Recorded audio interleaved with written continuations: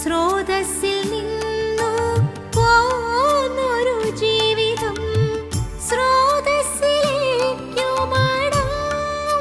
ഈ ഇടയ്ക്ക് ഒരാൾ ചോദിച്ചൊരു ചോദ്യമുണ്ട്, അച്ഛാ ഈ പള്ളിയിൽ പോയതിൻ്റെ പേരിൽ പ്രശ്നങ്ങളൊന്നും വരാതിരിക്കുമോ? വളരെ കൗതുകമുള്ളൊരു ചോദ്യമാണ്. വളരെ പെട്ടെന്ന് ഇതിനെ കൊടുക്കാൻ പറ്റിയ നല്ലൊരു ഉത്തരം കൊടുത്തത് ഇല്ല. ക്രിസ്ത്യാനി ആയതിൻ്റെ പേരിൽ പ്രശ്നം കൂടുതൽ വന്നാലേ ഉള്ളൂ. കാരണം നമ്മുടെ മുന്നാലെ പോയ ഗുരു പറഞ്ഞത്, ആരെങ്കിലുമൊക്കെ എൻ്റെ പിന്നാലെ വരാൻ ആഗ്രഹിക്കുന്നുണ്ടെങ്കിൽ കുരിശും പിടിച്ചുകൊണ്ട് പിന്നാലെ വരാനല്ലേ. അങ്ങനെയാണെങ്കിൽ കർത്താവിൻ്റെ വീക്ക്നെസ് കുരിശാണ്. കർത്താവിൻ്റെ പിന്നാലെ പോകാനുള്ള യോഗ്യത പോലും കുരിശാണ്. പ്രശ്നങ്ങളൊക്കെ ഉണ്ടാവും. പിന്നെ എന്തിനാ പള്ളിയിൽ പോണേ? പിന്നെ എന്തിനാ പ്രാർത്ഥിക്കണേ? ആ ചോദ്യത്തിൻ്റെ കൃത്യമായ ഉത്തരമാണ് ഇന്നത്തെ ഗോസ്പൽ. ഇന്ന് കർത്താവ് നമ്മുടെ വിശ്വാസത്തിൻ്റെ പേരിൽ ഒരു കാര്യം പറയും. നിങ്ങൾ കർത്താവെ കർത്താവെ എന്ന് വിളിച്ചിട്ട് കാര്യമൊന്നുമില്ല. ഹൃദയം കൊണ്ട് നിങ്ങൾ കാര്യങ്ങൾ ചെയ്യാൻ തയ്യാറാണോ? അങ്ങനെയാണെങ്കിൽ നിങ്ങൾ സ്വർഗ്ഗരാജ്യത്ത് പ്രവേശിക്കും. അതിന് യേശു പറഞ്ഞൊരു ഉദാഹരണം, നിങ്ങളൊരു വീട് പണിയുമ്പോൾ അത് മണൽപ്പുറത്ത് പണിയരുത്, കല്ലിന്മേൽ പണിയണം. മണൽപ്പുറത്ത് പണിതാൽ കാറ്റൂതും വെള്ളപ്പൊക്കമുണ്ടാവും, തകർന്നു പോകും. എന്നാൽ ഈ പാറമേൽ പണിതാൽ കാറ്റും വെള്ളപ്പൊക്കമൊക്കെ ഉണ്ടായാലും അത് തകരില്ല, പിടിച്ചു നിൽക്കും. ഇതാണ് വ്യത്യാസം. പള്ളിയിൽ പോയവൻ്റെയും പള്ളിയിൽ പോകാത്തവൻ്റെയും വ്യത്യാസം എന്താണെന്ന് മനസ്സിലായോ?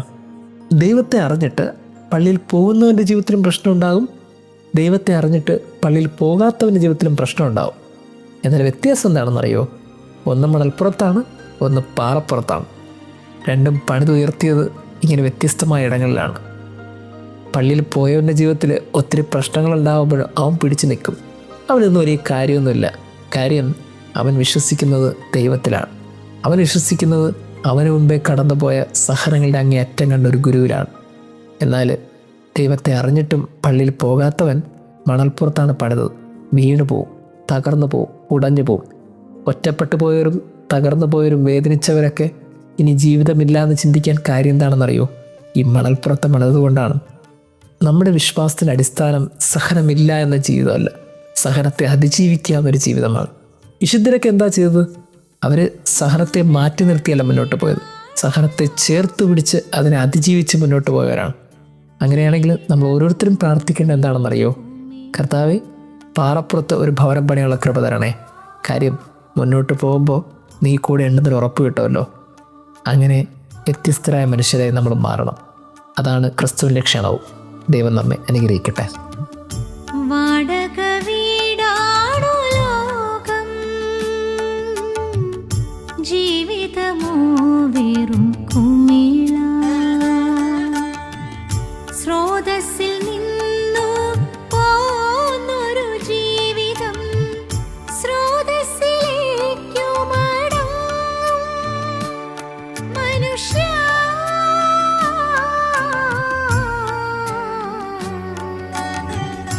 ഉൾക്കൊള്ളുക ഈ നിത്യസത്യം. വാടക വീടാണു ലോകം, ജീവിതം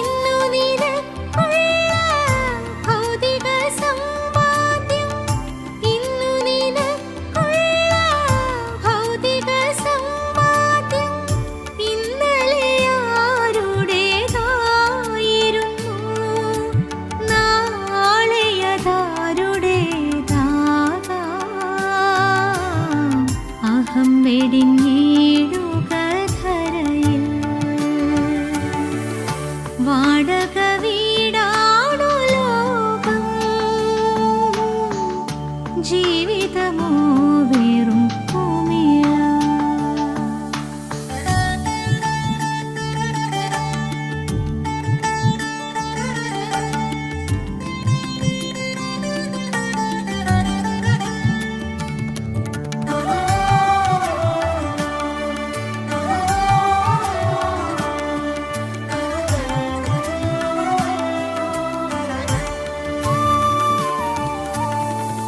ദൈവം വരുന്നുണ്ട് നമ്മുടെ ഭവനത്തിൽ, എന്നാൽ നമ്മളോ വീട്ടിലില്ല. ദൈവം വരുന്നുണ്ട് നമ്മുടെ ഭവനത്തിൽ, എന്നാൽ നമ്മളോ വീട്ടിലില്ല.